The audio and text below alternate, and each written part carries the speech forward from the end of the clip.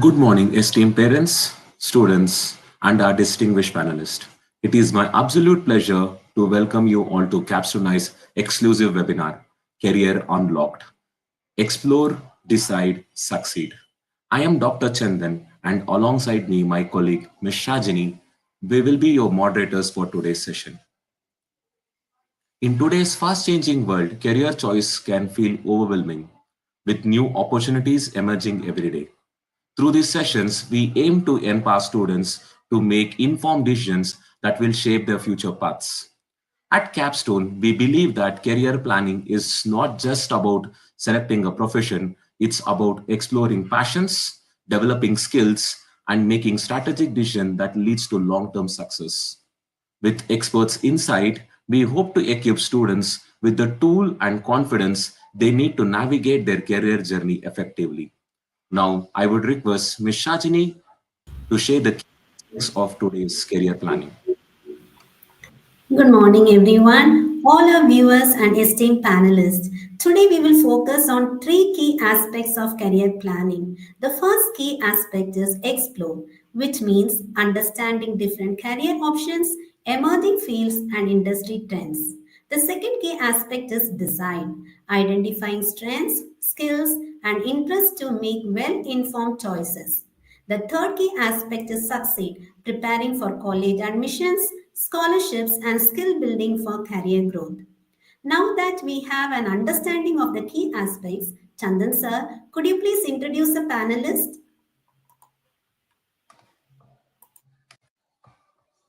We are honored to have with us three incredible experts who will be guiding us today. Ms. Nivedita Mukherjee, a renowned educational advisor, parenting coach with vast experience in helping students and parents navigate their career decisions. Ms. Suchishmita Rekupta, the head of school at Capstone I, an inspiring leader dedicated to students' development and academic excellence. Ms. Harmeet Bajaj, a career and college counselor with extensive expertise in college admissions, scholarship, and professional success strategies. Together, they provide a valuable insight and practical guidance to help students discover their ideal career paths and plan their next step effectively. We encourage you to actively participate by asking questions, taking notes, and making the most of this opportunity. We are excited to embark on this journey of career discovery with all of you. Before we dive into today's discussion, let us address a crucial talent that many families face, that is the gap between the student's passion and the parents' expectation.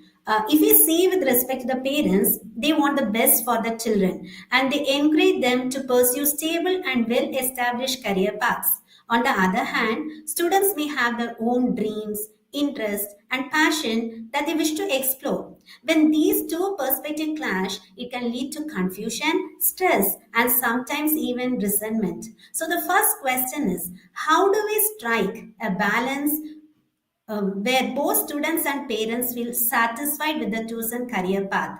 Nivedita ma'am, would you like to take up this question and provide clarity on how students and parents can find a middle ground when it comes to career choices? As an education advisor and parenting counselor, you are well equipped to guide us in the right direction, ma'am. Uh, Thanks, Shajini and Chandan for this initiative. Over time, I have felt it very much like all of you have felt, that a balance where both students and parents feel satisfied with career choices is very challenging. But in the end, it is achievable. I would say that foundation to any relationship, and so is between parent and student, is open communication. So if when parents and students can discuss their perspectives, their concerns and hopes without judgment, it is difficult because these are teenagers and these are parents with life experiences, so there is judgment on both sides of the generation. But regular conversations about career options create an understanding over time on both sides, and thus it becomes important that parents and students start engaging with this early on, not at grade 11 or 12 when the runway is very, very limited. So I would say as early as 6th, 7th, 8th, one should start discussing on this, because the children start exhibiting their choices, their interests, their passions at that time. And the children also start understanding that parents also come from their life experience, and thus, as you said, Shajini, that they prioritize stability and financial security. It's based on life experience, so you can't walk away from it. And students will value personal fulfillment, interest at that point in time, peers, their favorite teachers. That both these perspectives have merit. But if we can focus on informing the decision making process over some years and research careers together, I think Harmeet will know better about this. But when we start looking at job prospects, salary potentials, young children today, they want to have a lifestyle.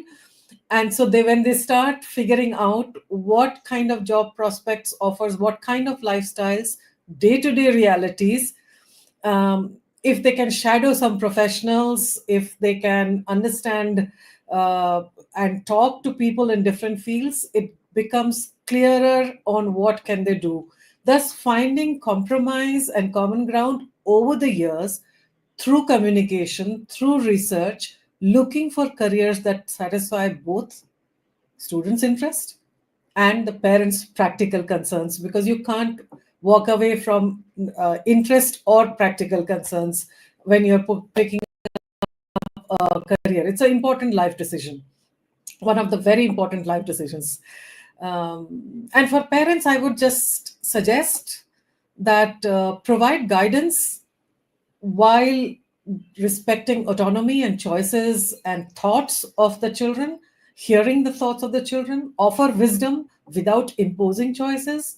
And for students, I would suggest that genuinely consider parental input while you are still developing independence and understanding of the world around you. So a phased approach, I would say, where you're not suddenly saying that, okay, now it is 11th grade, you choose this subject because you have to become this, and the child is completely confounded with this big responsibility of making a choice, because finally the child has to carry it through. So consider a phased approach.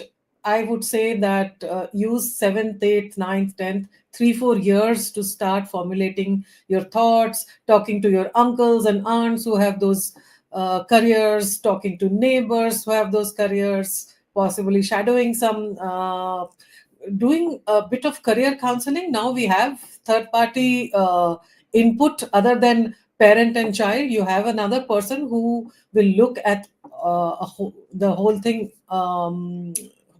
much more wholesomely, and as a professional, discussing with teachers in the school. So I would say that sometimes I have seen for my students that when they start a more traditional path while exploring passion as minors, electives, side projects over 3-4 years, by the end of it, they are quite clear on what would be a nice ground of practicality and passion, and they don't have to be binary. They don't have to be on two other sides of the spectrum. It's not that the parents do not want the child to pursue their passion, but the parents want the child they want to ensure security of the child. So as a parent, I can feel that would be my concern as well for my child, that I want you to be secure, happy, and enjoy a certain lifestyle which you have enjoyed with us. At the least, you can continue the same and be better, which is all parents' hope and dreams. There is nothing surprising, nothing strange, and nothing wrong with that. So parents are fair in setting out these practical expectations, and it's fair for children also to be excited and passionate about their interests. Thank you, Nivedita ma'am. We truly appreciate the valuable insights that you have shared. We hope that the points that you have shared has provided clarity for both the students as well as the parents so that they can make the right career decisions. Let's move on to the next question. Chandan sir. Yeah. Which stream should my child choose after class 10th? Is it science, commerce, or humanities? What if my child regrets their stream selections later? Can they switch? Yeah, this is a very trending question. Even what we feel with our students and parents, they usually during grade 10, after grade 10 results, they come. I would like to take commerce, and later they feel no, I would like to fit in humanities. My child is feeling that. So it is great that it's a very important question as choosing a right stream after class 10th, a crucial role in shaping students' future. To provide clarity on this, we would have Ms. Harmit, an expert in career counseling and college admissions, with a vast experience in guiding students towards the right decision and academic path. She will help us to understand the factors to consider while choosing the stream and which option is available if students wishes to switch later. Miss Armit, over to you.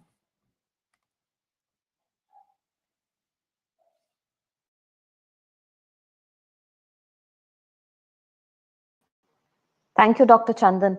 I think this is the right time of the year when we are having these discussions where confusions are already there and clarity on subjects, colleges, career paths is like in the air among the parents and among the children. Um, so yes, this is definitely a very important question, and this question comes when, in few cases, when the child is moving from grade 8 to grade 9, but largely, definitely, it comes from moving from grade 9 to from grade 10 to grade 11. Now, to address this, let us look at the different developmental periods of a child. So we have the kindergarten, we have the primary years, we have the middle school, and then we have grade 9, 10, and 11, 12. Now, this decision to say what stream to choose in grade 10 cannot happen suddenly. So, what all nurturing, empowering, exploration journey that the parent has taken with the child in all these developmental periods will can easily help to answer this question or can make this question as difficult as like a atom bomb. Now, uh, and regularly, this is the time when parents come to me and say, I want my child to take sciences, but my child is not willing to do. Different approaches, different reasons.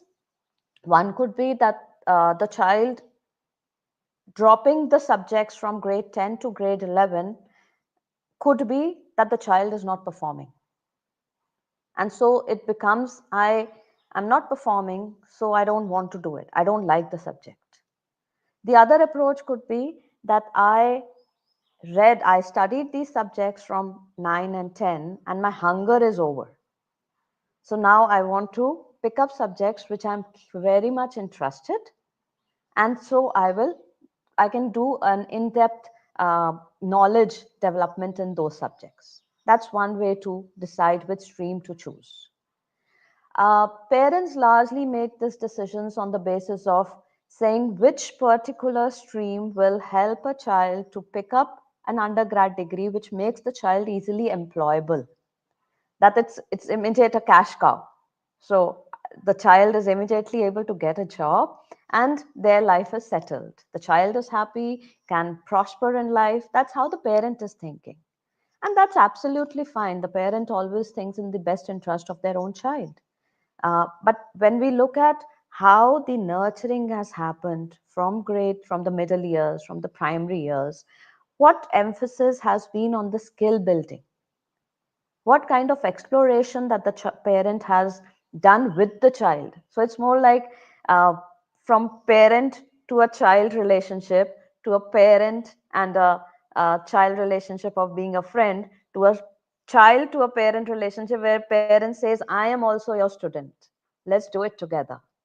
So sitting with the child and saying, let's study together, Let's do things together. And that's how we will together make this decision what subjects to choose or what stream to choose. All the three streams are equally promising, equally bringing employability, and there is no bias in terms of saying the science students are doing good in the job front or the humanities students are not performing. If we just look at the key specific job roles, humanities students are in high demand because they are writers, they are thinkers, they are analytical, they think analytically, and science students are bringing a lot of logic and the expertise. So both have to work together in an industry, in an organization. I'll bring one example here. So one student came to in fact, parent came to me in grade 12. And after grade 12, in fact, when the child had taken all the engineering entrance test and he had a seat in one of the engineering colleges. And the final decision had to be made to say, okay, I'm getting into that engineering college. The child had taken coaching from grade 9. So 9, 10, 11, 12, hard years. The child had done so much of hard work, a lot of sweat, and the sacrifice the parent also makes, that we are going to sacrifice, that the child is going to study and not, the family is not going to have a social life or limit their social life. But when the decision had to be made to decide whether to take that engineering seat, the child says, I don't want to do engineering. I want to do law, take up law. So we had 2 days to say, okay, what do we do now? So the stream, if you say, which stream should my child choose? The child had taken sciences, the child was preparing for engineering, but eventually the child said, I want to do law. When they came to me, largely what I do, I also emphasize on the assessments, because there's a nature and the nurture. So the assessments, the career assessments help me to provide the nature of the child, and the nurture is which I do through the career counseling process. And all this told that the child is a very strong orator, has a lot of social skills, and cannot be at the back seat and learning computer science, where the job role would be at the back end. So the child needed that social window, that social image, and that's why the child felt, and his interest, because he's a reader, he was a lot of interest in history. So that's when he said, okay, I want to do law. And the child eventually got into the Narsi Munshi College of Law, and he's now 3 years of work experience, and he's done fantastically good in his career path. And he's now doing actually a master's in law along with the job. So the choice to choose the stream is a teamwork. And we cannot have a distant approach saying, that's my child, help the child to decide what stream to choose. It's my child, we have to take it together. And that depends on the nurturing and the teamwork that parent has been part of that journey right from the developmental years. Now, the problem can also happen, what if my child regress their stream selection later? And this is also okay. I receive very anxious calls from mothers and saying, my child is in the 7th semester of engineering and the child wants to drop. Imagine only 6 months left and the child doesn't want to, and the student, now it's not a child, the student, the young adult doesn't want to finish the engineering course. What do we do? So my first question is, how many backlogs the student has? Because that's also addresses how to now deal with that problem. And there have been cases where mother has said there is no backlog, but still the child doesn't want to finish the course. So in that case, a lot of calm approach and a lot of getting into the students and the young adults' emotional, understanding the emotions and then guiding the child. But definitely it's possible that one can change the stream. But for sure, from sciences, we can move to commerce and humanities, but we cannot move from commerce, humanities to the science. Some possibilities, but not completely. As the world is changing, it's opening up that even if you don't have physics, chemistry, you can still do engineering. But that's very limited as of now. We need knowledge experts. So yes, the switch can definitely happen.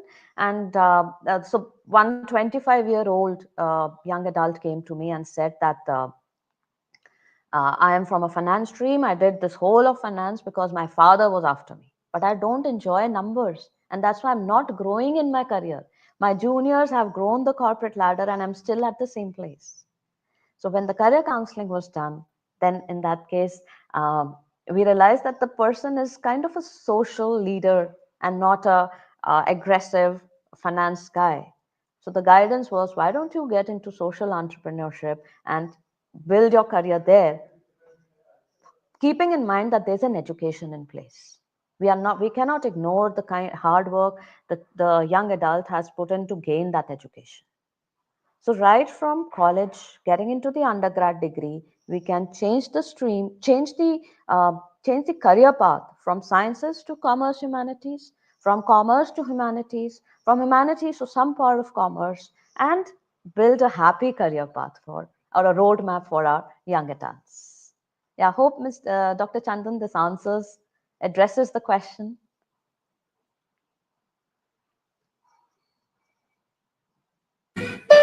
Yeah. Thank you for sharing a crucial decision-making process. Your insight on choosing the right stream based on students' interest, strength, and career aspiration, as well as the flexibility which needed, surely help both students and parents to feel more confident on their choices. Let's move on to the next.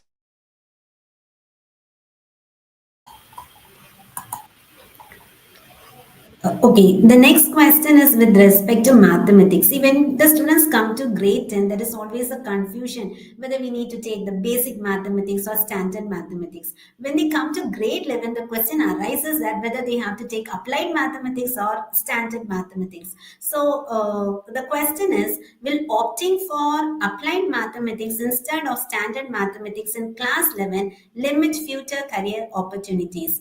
Suchasmita ma'am, given your extension experience in academic leadership along with your strong foundation in humanities, we would love to hear your thoughts on this, ma'am.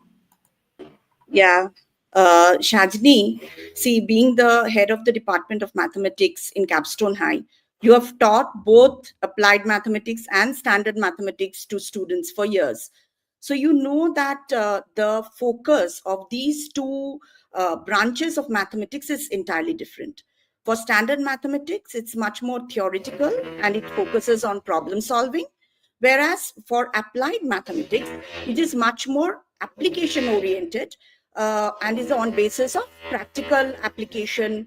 And that is why statistics, probability, and real life applications like financial mathematics is the focus of applied mathematics.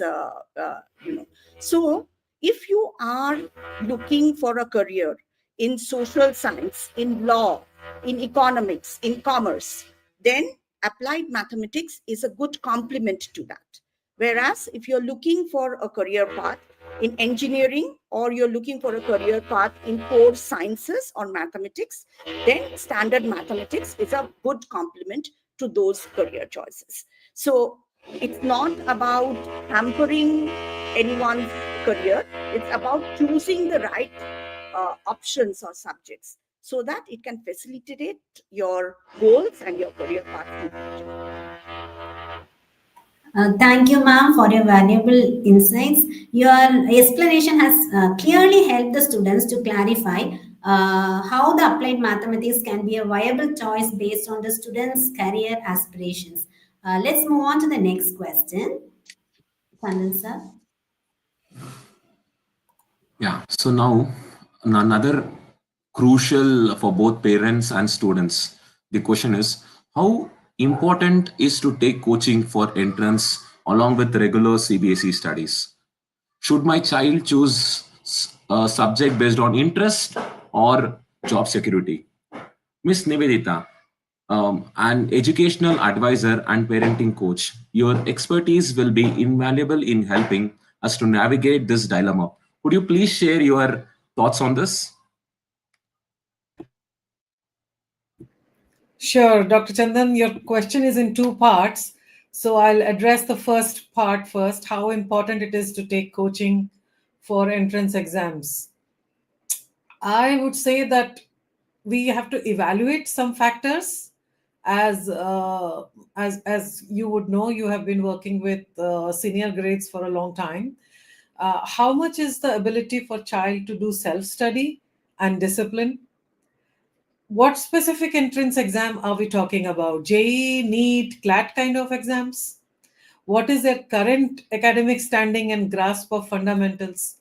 And most definitely, what has been the child's time management skills and stress tolerance? So, some children manage time, but they can't and don't want to deal with stress, because coaching can provide structure, expert guidance, practice with exam patterns, but it comes with extensive time commitments and thus potential pressure. These are young children. They have hobbies, they want to play, they want to hang out. How do you balance that level of time commitment with pressure? Um, over the years, I have seen that most of my students have opted for selective coaching, maybe weekend classes or very targeted subjects. And even within subjects, they have targeted modules. Like they would take 3 months and they would do 6 modules of certain subjects, which they are clearly struggling with or need more practice with or need some additional support with, rather than comprehensive programs, which sometimes, see, CBSE is also, um, you're going to give grade 12, right? So it is a very deterministic, high stake exam. So you need to focus on that as well. And while the many of the competitive exams are based on CBSE curriculum, but CBSE board exam papers are very different than the competitive exam papers. So the preparation level and preparation approach is different. So it can be sometimes very overwhelming if you're doing a full-fledged coaching and a full-fledged CBSE. So in case you are looking at a good campus life, a good CBSE output, enjoy the joys of grades 11 and 12. I would say a balanced approach of doing some targeted coaching works better for most of the students that I have worked with. So, basically, you have to ensure that CBSE foundation is absolutely solid. You have to ensure that a coaching is complementing the CBSE studies that you are doing. It's not competing with schoolwork. If you have to choose between what homework your coaching class has given and what homework assignments you need to do for your school, it is very difficult for a 15, 16, 17-year-old to that level of time management. Even the adults don't have. So it's very high pressure. You don't want to put the child in a pressure cooker, so that doesn't work. So assess together, again, the child, the teacher, the parent, assess together if your child genuinely needs coaching or just some additional practice resources. One is additional practice, which is dependent on the child, and the other is additional practice resources. I would say if it's a good, wholesome CBSE curriculum that is run in a school, the requirement of coaching is very minimal. It is only if you are not able to fulfill your subject wise dependencies on teacher, or if some school has had teacher absenteeism, or any of those kind of unfortunate situations which might have happened, then you need definitely a supplemental thing. Otherwise, I would say that targeted coaching, targeted tuition works better for a student life of the child. Now, the second one is you're talking about, once again, subject selection, interest versus job security. Um, I wouldn't say it is an either or choice. It's not binary. It is not a zero sum game. The most sustainable career paths often lie at the intersection of what you are naturally good at, that is your attitude, what Harmeet was telling, that what you are naturally good at. Are you a social person? Do you like to talk and meet and hang out with people? Are you genuinely concerned about working in a team or collaborating? Or you are a solo performer, you would like to sit back and focus and do research or do art or any of the individual, or it is something like you're good in a team game or you're not good in an individual game. Sometimes it is either or, sometimes you are good at both, sometimes it is indeed either or. So figure out what your child is naturally good at. You have been observing your child for a long time. Ask the teachers, because teachers observe also children in different environment. So teachers are a great people to give you input what they see the child being good at, especially if the child has been in the school over the years. The teachers, two or three teachers over the years, can give you a very good input on your own child, which you may not have observed, because for you the child is 100%.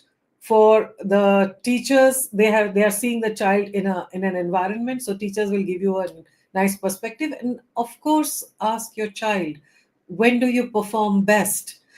Then the second, so one is naturally what your child is naturally good at. Secondly, I would say, what does the child find meaningful or interesting?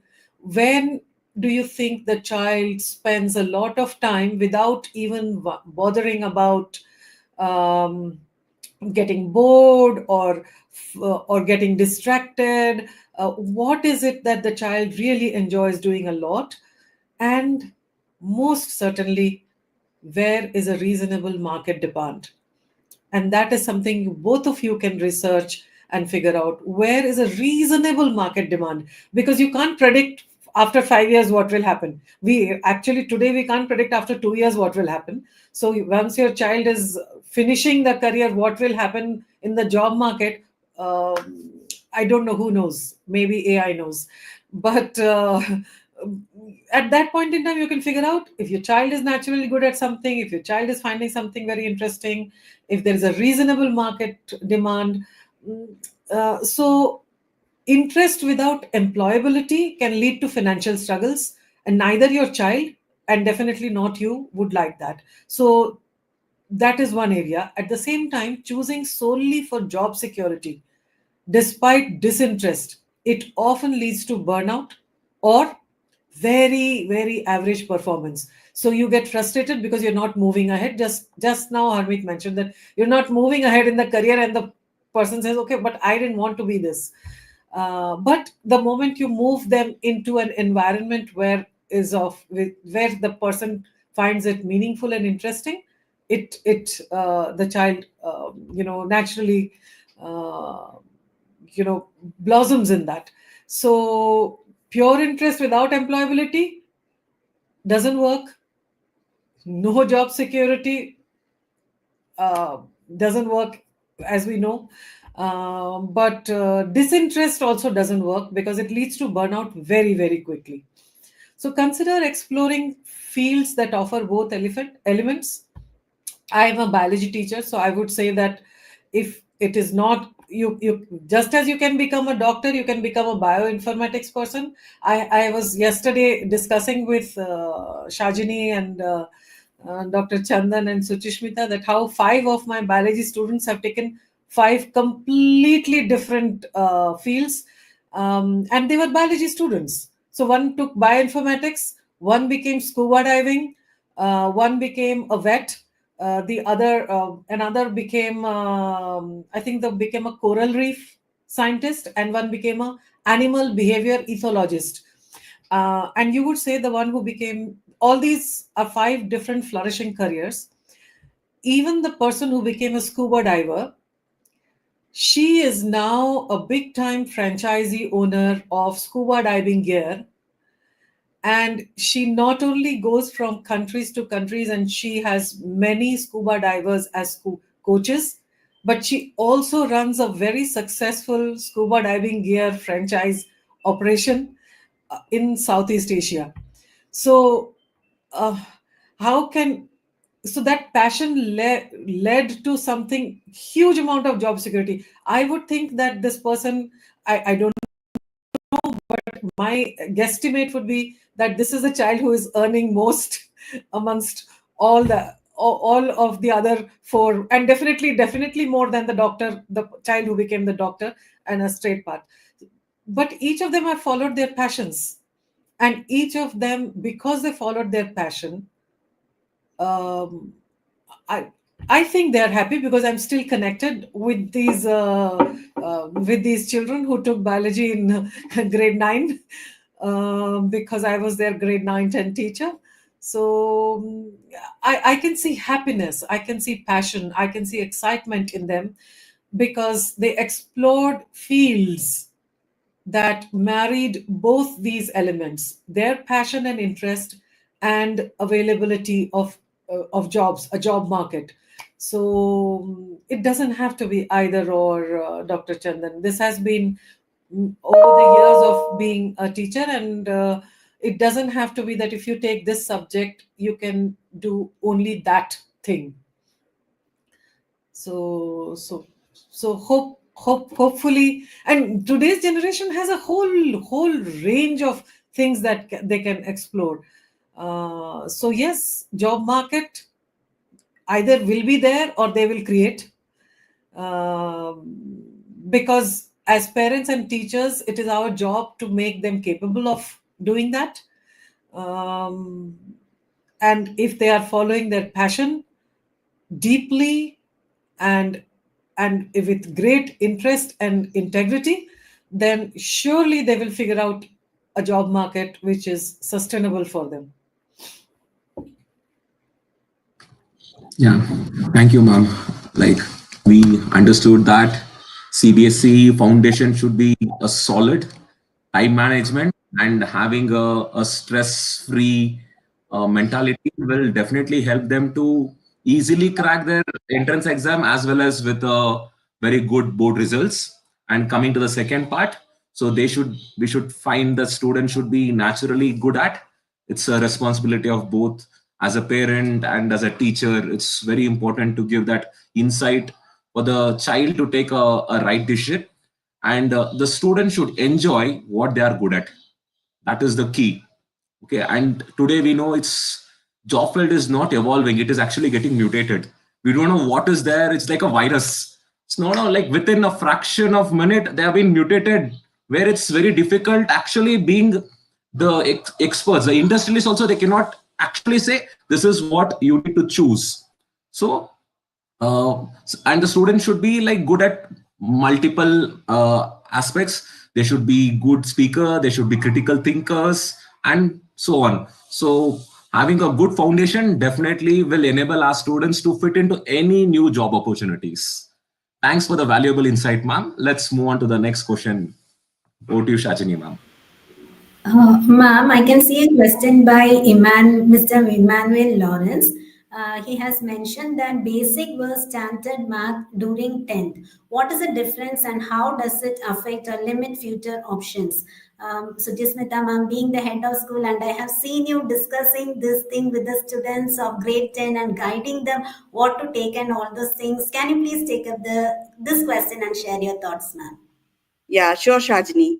See, this is again a very frequently asked questions among our parents and students, because for CBSE schools and curriculum, there is a choice that the students can make from grade 9 onwards, whether to take up basic maths or standard maths. So to begin with, what is important to understand that in grade 9 and 10, there is no difference in the syllabus of mathematics for basic maths and standard maths. It's exactly the same syllabus. That is, and the foundation is the NCERT textbook that is published by the board, which all students and teachers are supposed to follow. So in terms of syllabus, there is no difference between these two branches. Next comes assessment. the difference between basic and standard maths is in the assessment, where basic maths papers are focused more on knowledge and understanding level questions, whereas the standard math papers might have a larger portion of application and analysis based questions, which are the HOTS questions. So the portion of questions which are of HOTS category are higher in standard math papers, or the way the students are assessed in standard maths. So here, what difference and how does it affect or limit my future options? I have already explained what the difference is. Now coming to the next part of the question, that how it affects or limits your future option, I would say that in both of these cases, the foundation that you're getting in mathematics of different important aspects of mathematics is exactly the same. But here one question arises, again coming back to what Harmeet and Ms. Nivedita has been harping and reiterating over and over again, that a large part depends on the interest of the student.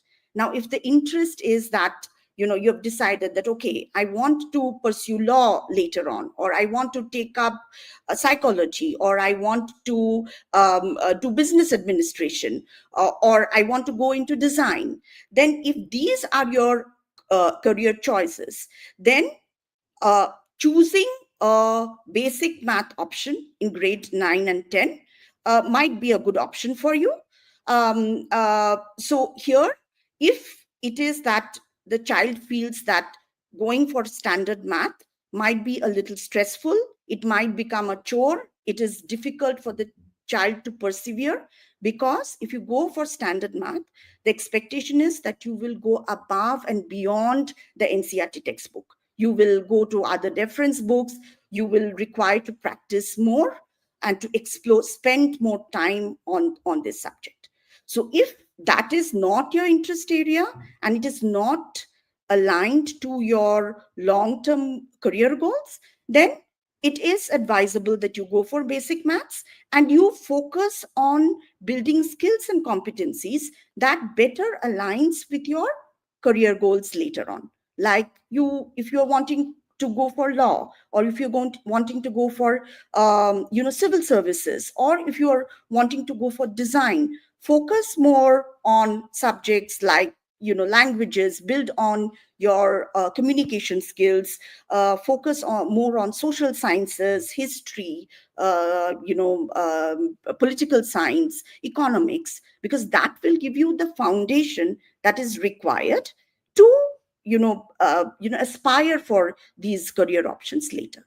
And of course, if your career option later is that you want to go for engineering, or you want to pursue core mathematics or core physics, then probably spending more time on mathematics and going above and beyond your textbook to explore more reference books will give you the foundation that is required to deal with standard mathematics in grade 11 and 12, and also to appear for all of these national level competitive examinations that will secure you a seat in the college of your choice. So again, coming back to your career goals, coming back to your interests, depending on that, you choose what you want to do.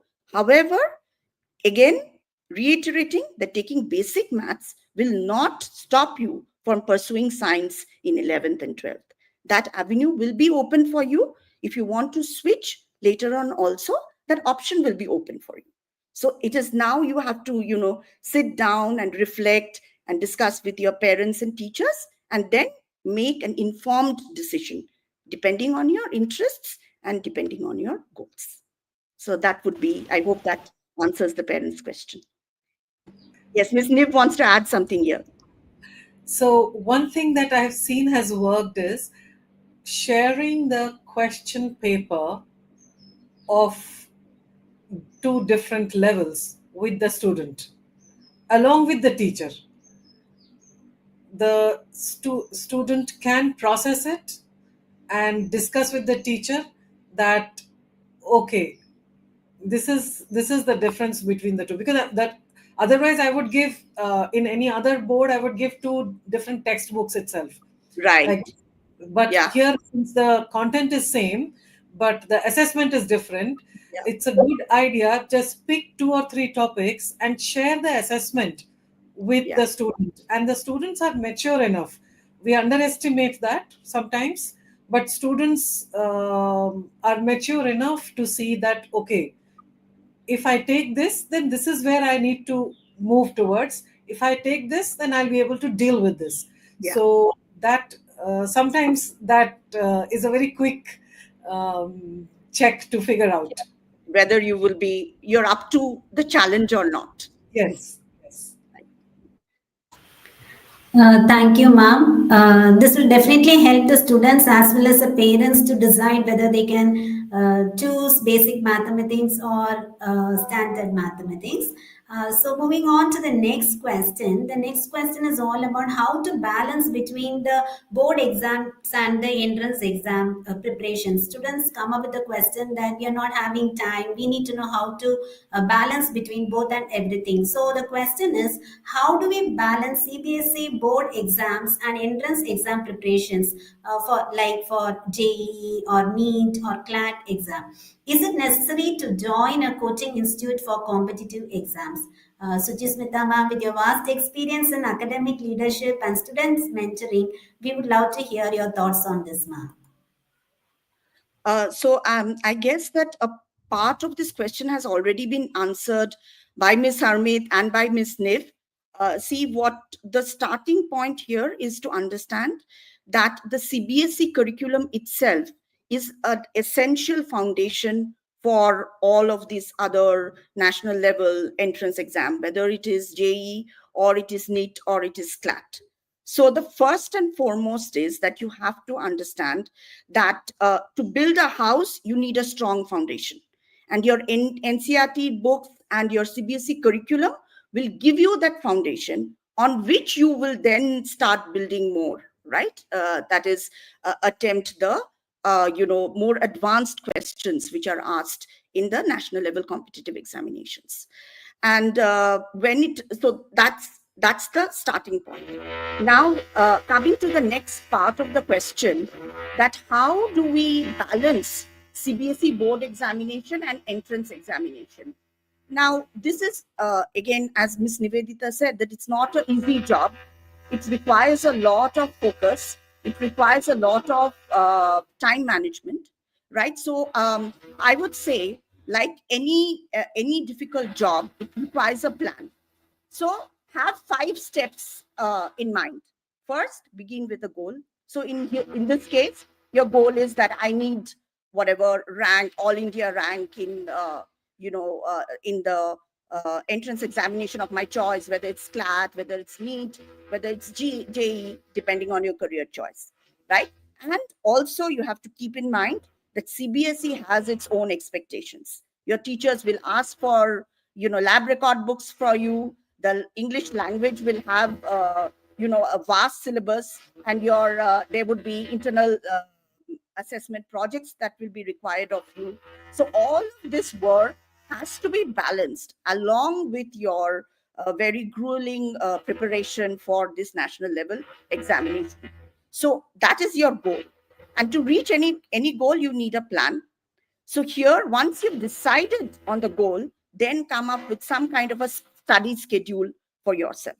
Now, remember that study schedule or that plan also has to be extremely individualized, because it is up to you. Which subjects do you find more challenging? Is it physics or chemistry or mathematics, or history or political science or general knowledge, depending if you're going for CLAT or any other such examination. So depending on that, what is the weightage? What is the difficulty level? How would you assign time to all your different subjects, and also time for your schoolwork and your the home assignments that your teachers are giving you? Once that plan is you have in place, then make sure that you're following that plan, right? You just don't stop at making the plan. You follow the plan diligently, and then make sure that how do I monitor what progress am I making? So for that, you need regular assessments, do mock tests, do, past question papers, as Ms. Niv said, and that there are lots and lots of resources which are available now freely on internet and in the libraries. So go there, look at your progress that you're making in different topics, in different concepts, right? And then reflect that given that this was my plan and this is what progress I've been able to make, go back and check that was my plan right, or do I need to modify my plan here and there to better suit my requirements. So once that is done, you set a goal, you devise a plan, you monitor the progress, you reflect. Once you reflect, you repeat the process one more time. So it is always those 5 steps. Set a goal, come up with a plan, assess yourself, reflect, repeat. So if you follow these 5 things over and over again, no matter how difficult the goal and how daunting it is, you will stay on task and you will know that I'm on the right track. And most importantly, you will enjoy the process, you will enjoy the journey, and you will not get burnt out. So that would be my advice. I guess if Ms. Nick or Ms. Harmeet wants to add something here, please go ahead. Perfect. Planning and chipping away at it. It's a life skill. This is a great time to develop that life skill, because there will be many interesting goals that the child will set up as they become adults. So planning and chipping away and reflecting on the plan and then again chipping away at it. I think 5 steps can go a long way in building life skills over the years. Thank you, ma'am, for an insightful response. Your guidance on balancing board exams and entrance exam preparations has certainly provided much needed clarity for both students and parents. It is reassuring to know that with the right strategy and discipline, success in both the areas with respect to board examination as well as the entrance examination is achievable. Thank you, ma'am. Next question, Chandan sir, please. Yeah, thank you, Shajini ma'am. Next question is for Harmeet. Ma'am, we have got a question from live. So a student is asking, in grade 11, a student has chosen PCMB, and the students want to switch to PU board so that she can do good in NEET preparation, and so that she can get the score that is required for the merit seat. So what is your thoughts on this, ma'am? Yeah, so the question says if a child is choosing from CBSE to PU and also the child is creative, hardworking, and intelligent. This looks a question, a doubt more from the parent's mind than the child's mind. That's how I read the question. And one board is more about getting that grade 12 certification that you have cleared your grade 12, right? If we just take both the board CBSE and PU at par and say that board is more of an accreditation saying that you've cleared your grade 12. The second element, which also was mentioned earlier by Ms. Nivedita and Ms. Sushmita, was you need to maintain a minimum requirement of marks to even say you are eligible for the seat, either in NEET or in engineering. So again, board will not say that, so CBSE or PU, you need to have those grades. The third piece is, just now what Ms. Sushmita said, that is CBSE aligns with your entrance exams, right? So if we are doing one type of study and we are saying an extension of that is the entrance exam preparation. So you're building a foundation, a strong foundation, and above that you are creating a beautiful house. So CBSE board helps in that. PU board, what as per my knowledge is, yes, it is easy, but it's vast. That's what I know. So you're not, if you're saying, let me ease out somewhere for the child, we are missing out on the hard work that is required on both ends.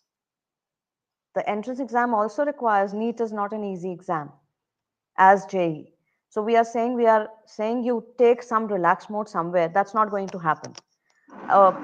Effort and preparation and discipline, everything has to be same, whatever you do your board and you do your entrance exam. The second statement that says, though the child is very creative, hardworking, and intelligent, which means I'm assuming you're saying that the child may not be able to clear the NEET exam, and then what should I do, right? So if I assume that the child is hardworking, intelligent, then definitely a balance the child can create. Creative, that means can we look at some plan B and look at some allied careers also as plan B for the child, right? Then bio has huge options outside the MBBS or outside the dentist. I'll give one example, and I'll finish that answer. One of my student, he took NEET coaching in grade 10 to understand whether he really wants to pursue that coaching in 11th, 12th, and want to pursue a career in medicine. The student did the coaching, continued a little bit in grade 11, and realized that I'm not meant for the medicine exam. I'm not meant for medicine as a career, so I'm going to drop. The child did 11th, 12th, moved on to study in the college. The program the child started was life sciences to build a strong foundation, because the child's eventual goal was neuroscience. Now, that's not connected to medicine, an allied career we are looking at.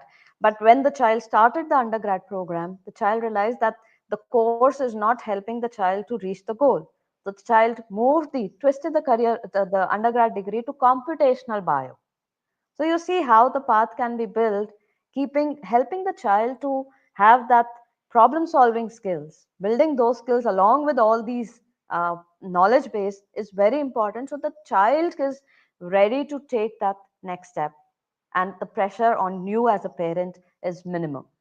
Yeah, I think that's how I would look at this question. Thank you, ma'am. So we shall go to the last question now.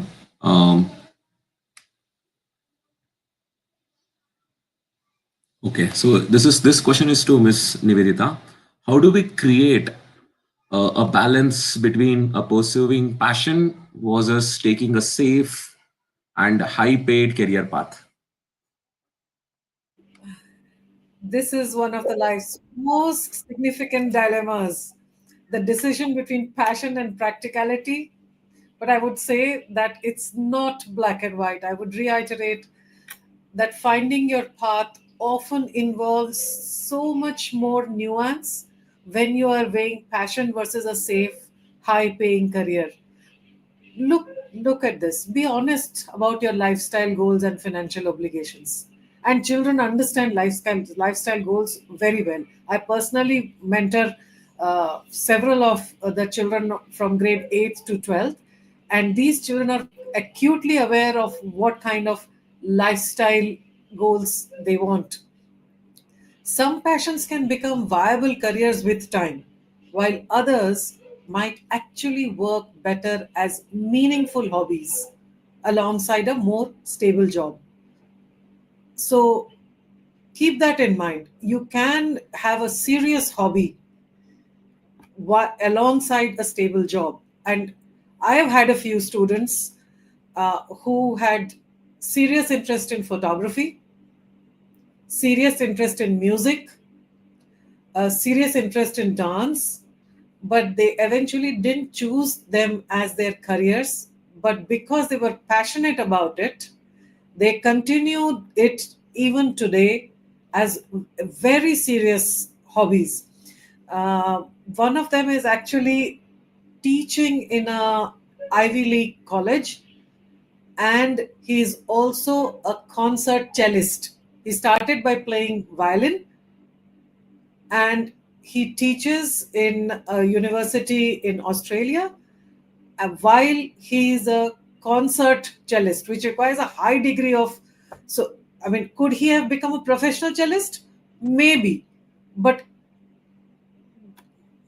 I think was not sure whether that could be sustainable as a job opportunity, as a sustainability of paying or a stable job.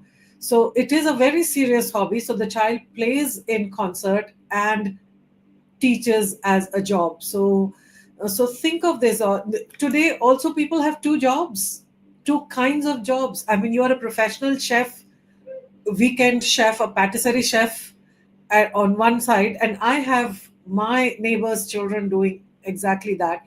And the child is studying in BITS Pilani. I mean, it's final years of BITS Pilani and is actually a professional weekend chef with which the child earns money. So think about this. Think about your personal risk tolerance. Some of us thrive with a bit of uncertainty, while some of us might find it deeply stressful to have uncertainty of money coming in. The children know themselves, and we can, through discussion, as we are saying, through discussion with parents, in discussion with family, that you know yourself and what environment helps you flourish. Hybrid approaches, I like middle path options always. Building career that incorporates elements of your passion, taking a stable job but cultivating your passion through side projects, working in a practical field temporarily while developing skills for a transition. So there are courses available, there are continued education available in India, in other countries, online. So develop, while you take up a stable job, continue to develop your passion. One of my student is actually a very good piano teacher, but he actually studied engineering, but he doesn't want to pursue engineering as a work. So currently he's working in a company, but he's also pursuing further exams in piano so that he can continue both these careers alongside. So taking a stable job but cultivating your passion through side projects, I've seen working across a whole range of students of mine. Temporarily working in while developing skills for a transition works. Finding a role within your passion area offers better stability, because if you don't like what you are doing, whether you are a teacher or a doctor, there is a burnout inevitable. uh, I have some of my teachers who started working in the UK schools, and they have just stopped working as a teacher because they had a teacher burnout. I didn't know that was something that existed till I heard that there was a teacher burnout. Because as teachers, we come to this profession because we love working with children. If you're getting stressed out working with children, however you are good with your content and communication and whatever else, it's not going to pan out because children test your limits. So the point I'm talking about teaching because that's a profession I'm in. But if it is not passion, and there are days, I think Shajini can tell, Chandan can tell, Suchishmita can tell, Harmeet has been a teacher. So you can tell that there are days when children really test you. And only if you are really passionate about it, you can continue your career. And the same goes for any other job. There are days when doctors will fail at their work. It will be a sad day in their life.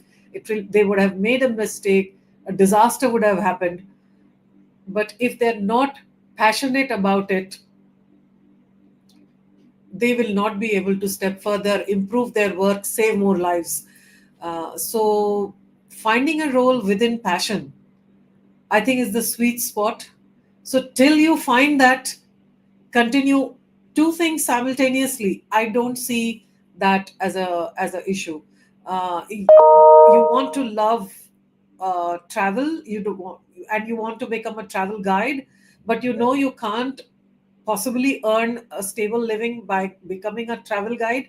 So you take a day job and you learn how to become the best travel guide ever, run a tour company, who knows, but do a couple of things in parallel of passion and stability and see where it leads you. So it is not an either or thing. It's a very nuanced thing. It's a very individualized thing. It's also something which the students need family support of. Not indulgence, but support. It's not that, okay, you do whatever, we'll fund you. That is not making the child independent. But saying that, okay, you do this, let us see how we can all help you challenge yourself in this area, help to support the child in that area, help you to meet people who are working in those areas to understand better where you can go. In the world of LinkedIn's and social media, I think you can find people in every profession, even if it is not in your first circle of influence. And see how together, as Harmeet says, as a team, parent and student working as a team, because you want the child to have a safe, high paying career path. Who doesn't want? And you also want to pursue passion. It can happen. It might take time. The path might go zigzag. It's not a linear path, but linear paths are usually boring, is it not? So see how you can marry the both with the whole parent, student, teacher as a team. I'm still in touch with my students. So when they are having those discussions, I am a participant, a happy participant, a cheerleader in their journey. And if I can connect some dots for them, they would still rely on their teachers and on their parents. So don't underestimate how much the children rely on you. Yes, Harmeet. Yeah, I think also that's where the role of the career counselor comes in, helping you to create that balance between passion and uh, money, right? Yeah. So get in touch with career counselors and seek that advice, because the roadmap becomes smooth and the journey is more enjoyable than stressful. Absolutely. Today we have the advantage, we have the privilege of having expertise. It's like going to a doctor, right? You're not sitting and diagnosing between you and your family. You go to an expert and you seek expertise, because that is the person's job, that is a person's expertise, that is a person's exposure, that is the person who is doing this for a living. So they will, it is their honor bound to help you with to marry these two aspects. Why not? We didn't have those options growing up. I'm not sure how much Chandan and Shajini's generation or Shuchishmita's generation had that option, but I think Shajini's children, Chandan's children will all enjoy this. Thank you, ma'am, for that insightful response. As we come to the end of this insightful webinar, we want to take a moment to express a heartfelt gratitude to our esteemed speakers, Ms. Nivedita Mukherjee, Ms. Sujismita Negupta, and Ms. Harmeet Bajaj, for sharing their expertise and valuable guidance with us today. To our dear students and parents, thank you for your active participation. Once again, thank you all for joining us. Have a wonderful day. Thank you. Thank you.